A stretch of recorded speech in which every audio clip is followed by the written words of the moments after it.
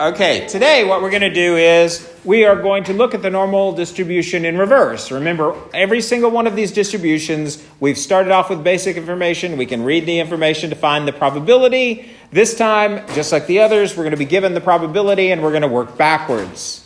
Now, again, luckily though, you've seen normal distribution before because you did it last year and you remember everything about last year, I'm sure. So what we're going to do is talk about the inverse normal distribution. So first of all, we need to talk about what it means, okay? So what we're going to be done is that we're going to be given a probability, and it's usually given to us as a percent. We have to find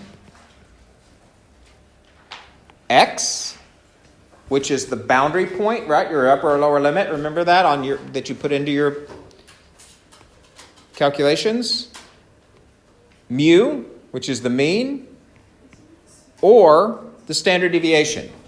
So one of those pieces of information that we would normally have just plugged into the calculator to find the probability is going to be missing.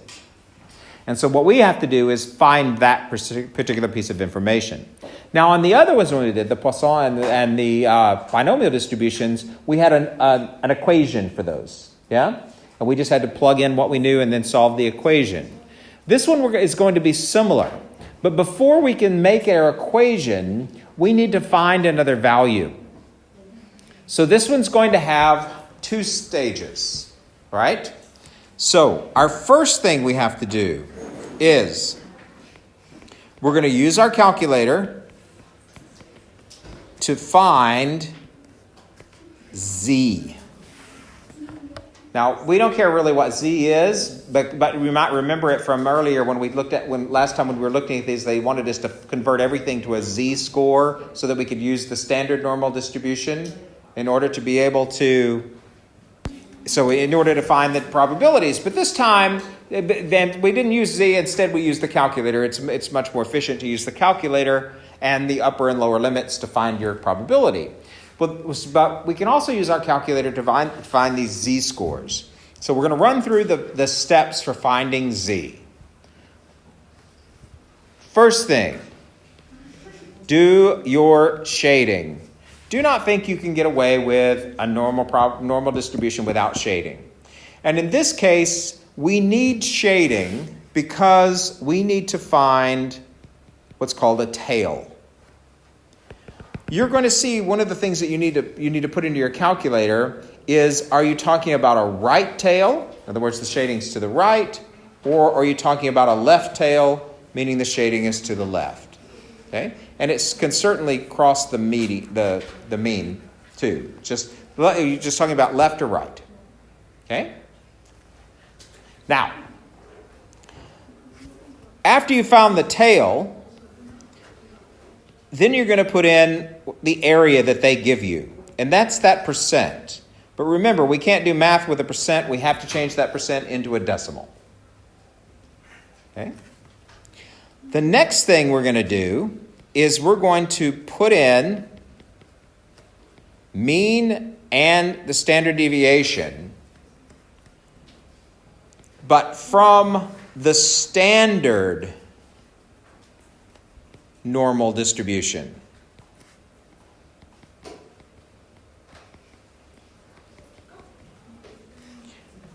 Okay? Not the problem itself. So not from your question, because they're going to give you one or both of those, but not from that question, but instead the standard normal distribution. And those are always the same. Remember we looked at that? The mean is 0 and the standard deviation of 1. So not from the question, but instead you're going to use 0 for the mean and 1 as the standard deviation. You're doing this as the normal standard deviation. Or normal distribution, I'm sorry. Okay? The standard normal distribution. All right. Once you do that, it's going to give you a value. And that value is z. Okay? Now, it's on your calculator, I think it's called x inverse. Same thing. And we'll go through the calculator keystrokes a lot so you can be able to see exactly how this has worked. Now again, though, this just gives us one value that we need, but we're still going to now have to go in, and this is where we go into an equation. And so we're going to go to solver and solve an equation to find the other pieces of information we need. Now the equation that you need, they're going to give you, but you're going to have to know how to enter it into the calculator. And the equation is z equals x minus the mean all divided by the standard deviation. Now, again, you're not going to know one of those values. And you're just going to call it plain old x. You're going to know z because that's the one you just found, right? Now, you might know mu, you might know x, you might know standard deviation. You're going to know at least two of them, but you're not going to know one of them because you got to have some unknown, otherwise it wouldn't be an equation. And here's how you're going to enter it into your calculator. You're going to put whatever your z value, so you're going to plug that number in, then you're going to put equals, then you're going to put bracket, and you're going to put x minus mu. Now again, you're going to either know x, or you may not know it. You're going to know mu, or you're not going to know it. But these come straight from the problem. Notice that I've put them in brackets. That's because this top of the fraction is all one thing. That has to be done first, and then you're going to put divided by the standard deviation. Okay? Now again, you're going to know two of those values on that side. And now you're obviously going to know your z value because that's what you went through just found. Okay? And your solver will tell you what the other one is. I always just call the unknown one x because then you can just use your x key. You just make sure that when you actually answer the question, you call it what it is. Okay? So let's go through the calculator keystrokes that you're going to use for each one of these. Okay? To find z, now I've already talked to you about what we need. You're going to first go to stats. Second, distributions. Should sound familiar. Third, you're going to do,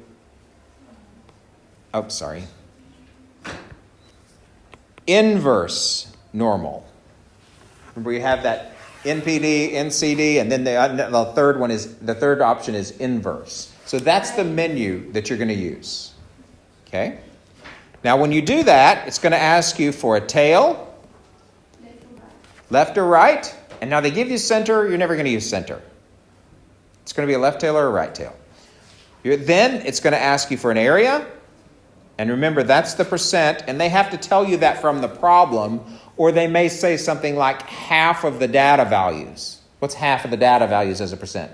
50%, right? 3/4 of the data values, so 75%. So they can tell it to you in a different way, but it means the area or the percent. And remember that percent or the area is the probability as well. Mean the same thing. Then you're going to need a mean, and you're going to use a standard deviation. I think I reversed those. Don't they always ask for standard deviation first?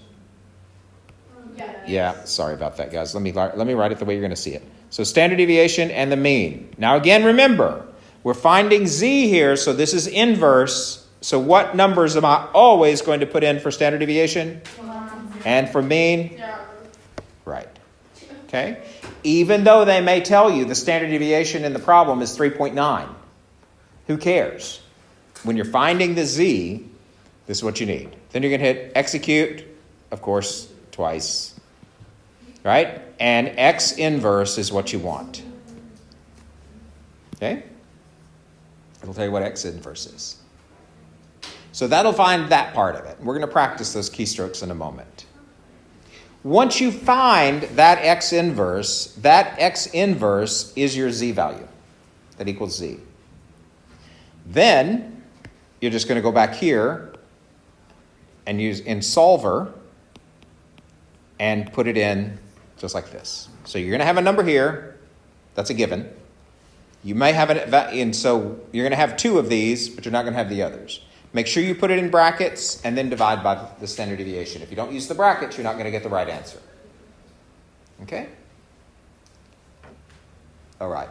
So what we're going to do is we're just going to go and look at some of these so we can practice the keystrokes, because you're going to use two different menus this time. You're going to use the stats menu, and then you're going to go to solver. So you're going to use two completely different menus this time. So keep that in mind as we go. So here we go. Let's look at some of these. Inverse normal, finding the mean and the standard deviation. So in this case, they're specifically looking for mean or standard deviation. So that means they're going to give you your x value. That's nice. The process of finding the value for x we looked at before is called they broke it into two sections. Okay, well let's go back to the other section. They're gonna find x first, which is nicer actually. So let's do that first.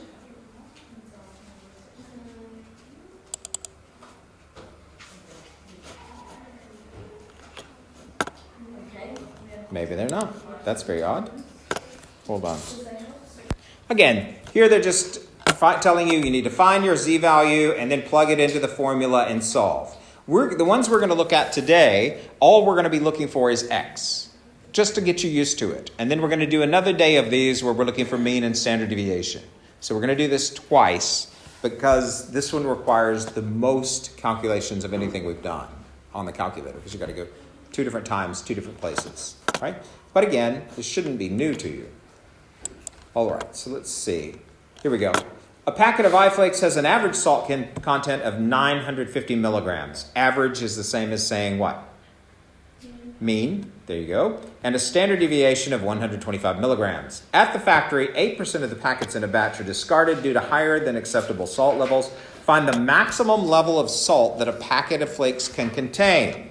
So we want the maximum, which is way over here, right? So the top 8% in salt content get tossed out. Yeah? We get to keep all the rest of them. We know our mean is 950 milligrams and our standard deviation is 150 milligrams. What I'm looking for is this number, this x value that tells us our boundary, right? Now so this is our lower limit that we're able to accept. That's what we're looking for. So you see the difference here? Okay. So what we're going to do is, first of all, we're going to go to our calculator. And we're going to put this information in. So did everybody have your calculators out? Okay. First of all, we need to be in the stats menu. Yes? So we're going to do stats, distribution. We're looking at a normal distribution here, right? And it's going to be, but we want inverse normal. Okay? And you notice that our shading is on the right, so that's a right tail. The area is 8%. Okay, so our tail is to the right. You betcha. The percent is 8%, so that's 0.08. And you don't need the 0 in front, but 0.08, right? 8%. Remember, if you have 8%, the decimal's there, you just move it over 2 places. Is that what you told me? 0.08? Okay, so 8% is as a decimal. Or you can just divide it by 100, right? That's what percent means. Pardon me? No, you can't enter 8%. You have to change it. So 0.8. Oh, no, 0.08. Right. 0.08. Okay? Shh, guys. Then we need a standard deviation and a mean. So I'm going to put in 125 and 950. 1 and what? 0. So these guys, this is what you have to remember. We have to use the standard normal for the z-score. So you're always going to use 1 and 0. Yeah, they gave us values. We don't care. We want these. Z always requires normal. Standard. Mm-hmm. Okay? So there you go. So x inverse. Good job. Thank you. Then you hit his enter twice. All right. So once you've put those pieces of information in and you hit, so there's your probability. Don't worry about all of this stuff. They're writing a probability statement. They're pulling it from the table, but it doesn't matter. Plugging it in, we get a z of 1.406. Yes? So what you got? Something like that with a bunch of decimals after it. 1.05, so they rounded it. Yeah, so they rounded it. It's fine. Shh, guys. So now what we're going to do is we need to put that into our formula to be able to find it. Now they reversed it from what I had written. I had written z equals x minus the mean over the standard deviation. They put it with the z over here. That's the only thing different. Okay? Now, but when you're plugging this into your calculator, remember you're going to first have to go to solver, right? So go to the equations menu. And then solve. And it gives you a place to put in an equation. It says EQ, so type in your equation. Our z-score is 1.406. Wait, 30. Okay.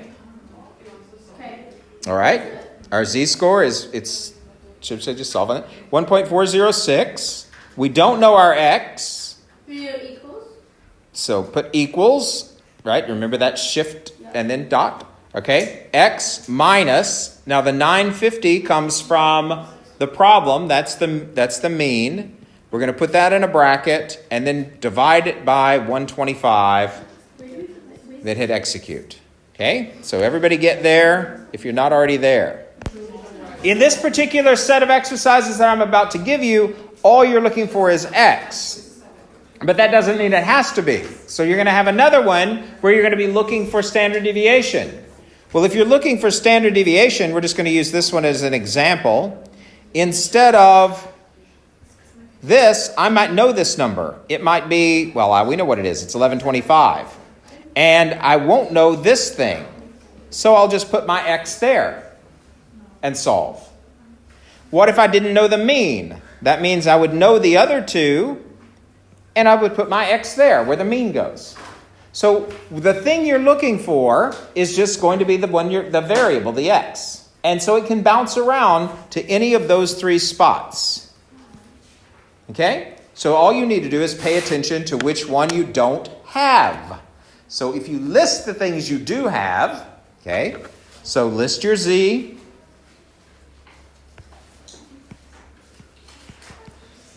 Right? Let's say I have x and I have mu and I have standard deviation.